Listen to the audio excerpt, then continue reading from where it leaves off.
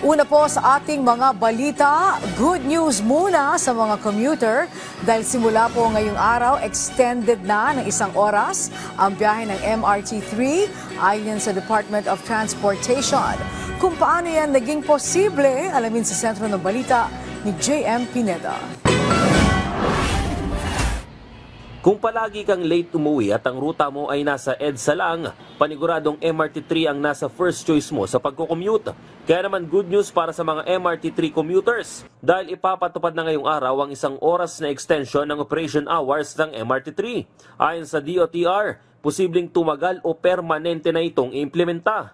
Sisimulan natin pero i-assess natin, pero tingin ko dapat we will maintain that to plus 1 hour sa gabi.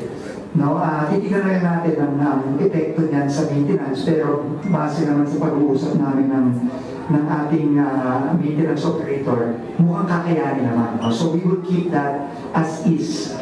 No, kasi malaking bagay yan, lalo sa mga kababayan natin na ginagabi.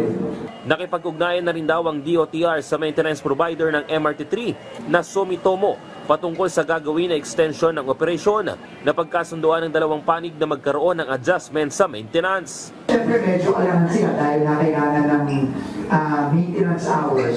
Pero napag-usapan namin dahil ang gagawin na lang is babawiin natin yung maintenance hours pag weekend.